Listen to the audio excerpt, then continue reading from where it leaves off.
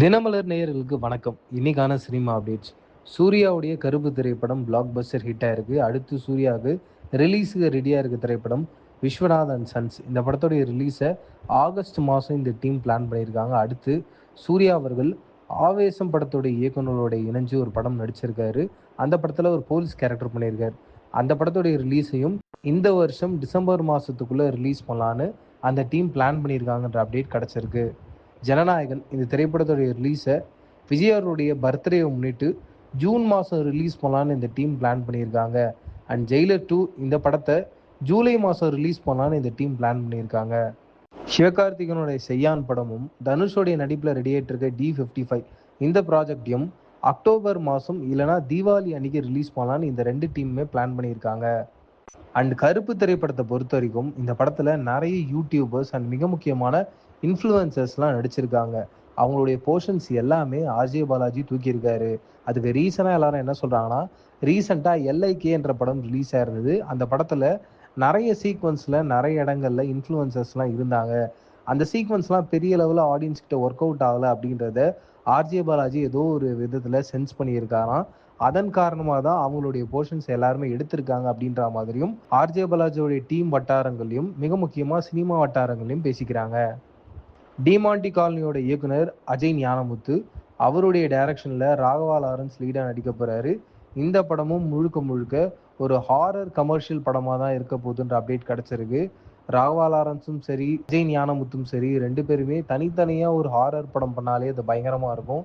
இவங்க ரெண்டு பேரும் சேர்ந்து ஒரு ஹாரர் படம் பண்ணுறாங்கன்னா கண்டிப்பாக அந்த படத்தோட எக்ஸ்பெக்டேஷன் அப்படின்றது பெரிய அளவில் இருக்குது. அஜித்தோடைய ரேசிங்கை ஓவராலாக ஷூட் பண்ணி கிளாடியேட்டர் அப்படின்ற ஒரு சூப்பரான டைட்டிலில் ஒரு படமாக ரிலீஸ் பண்ண போகிறாங்க. அது அஃபீஷியலாக அந்த டீமே அனௌன்ஸ் பண்ணியிருந்தாங்க. அந்த படத்தோட ஓவரால் டியூரேஷன் அப்படின்றது 105 நிமிஷம். அண்ட் இந்த படத்துக்கான மியூசிக்கை ஜிவி பிரகாஷ் பண்ணியிருக்காரு. இந்த படத்தை டைரக்ட் பண்ணியிருக்கிறது AL Vijay and team. And கூடுதலான அப்டேட், இந்த படத்தோடைய ரிலீஸை இந்த வருஷம் ஆகஸ்ட் மாதம் ரிலீஸ் பண்ணலான்னு இந்த டீம் பிளான் பண்ணியிருக்காங்க. தெலுங்குல ராம் சரணுடைய நடிப்பில் பேடி அப்படின்ற திரைப்படம் ரிலீஸ் ஆக போகுது. இந்த படத்துக்காக பயங்கரமான ஒரு எஃபோர்ட் போட்டு ஒரு லைவ் கான்சர்ட் பண்ணலான்னு சொல்லிட்டு ஏஆர் ரகுமான் அவர்கள் பிளான் பண்ணியிருக்காரு. அந்த லைவ் கான்சர்ட்டுக்காக ஏஆர் ரகுமான் 150 கோடி ரூபாய் செலவு உள்ள எக்யூப்மெண்ட்ஸை கொண்டு வந்திருக்காராம். அண்ட் அந்த ஓவரால் எக்யூப்மெண்ட்ஸோடைய ரெண்ட் மட்டும் 1 கோடி ரூபாய் வரைக்கும் வரும் அப்படின்ற மாதிரி பேசிக்கிறாங்க. அப்போ இந்த பேடி படத்தோடைய ஓவரால் அந்த கான்செர்ட் அந்த ட்ரெய்லர் லான்ச் அப்படின்றது 1 கோடி ரூபாய்க்கு மேலே எக்ஸ்பென்சிவாக ஒன்று ரெடி பண்ணிக்கிட்டு இருக்காங்க அப்படின்றது இதன் மூலயமா நமக்கு தெரிய வருது. நம்ம எல்லாரும் சின்ன வயசில் ஹீமேன் திரைப்படத்தை பார்த்துருப்போம், பயங்கரமாக இருக்கும். அண்டு இந்த ஒரு கார்ட்டூனை வந்து இப்போ படமாக எடுத்திருக்காங்க.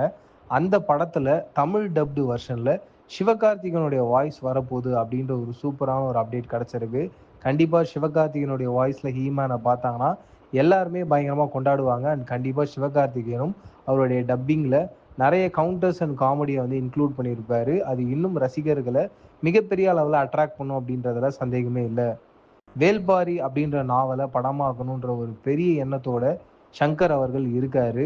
அந்த ப்ராஜெக்ட் எப்போ ஆரம்பிக்க போகிறாங்கன்ற ஒரு பெரிய கேள்வி இருந்தது. அந்த ப்ராஜெக்டோட ஹீரோவாக யார் நடிக்க போகிறாங்கன்ற ஒரு பெரிய கேள்வியும் இருந்தது.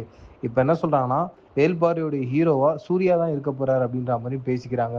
அதுக்கு மிக முக்கியமான காரணமாக இந்த கருப்பு படத்தோடைய சக்ஸஸும் அமைஞ்சிருக்கு அப்படின்றது தான் மிக முக்கியமான ஒரு பாயிண்ட்டாக இருக்குது. சூர்யா அவர்கள் 24 அப்படின்ற படம் நடிச்சிருந்தாரு. அந்த படம் ரொம்ப சூப்பராக இருக்கும். அந்த படத்தோடைய இயக்குனர் ஃபர்ஸ்ட் ஆஃப் ஆல் 24 படத்தோடைய ஷூட்டிங்கை சியான் விக்ரம் அவர்களை வச்சு தான் ஷூட் பண்ணியிருக்காரு. கிட்டத்தட்ட 6 நாள் ஷூட்டிங் நடந்திருக்கு. பட் ஒரு சில காரணங்களுக்காக சியான் விக்ரம் இந்த படத்தில் நான் நடிக்கலன்னு வெளியேறியிருக்காரு. அதுக்கப்புறமா தான் சூர்யா இந்த படத்துக்குள்ளே வந்திருக்காரு.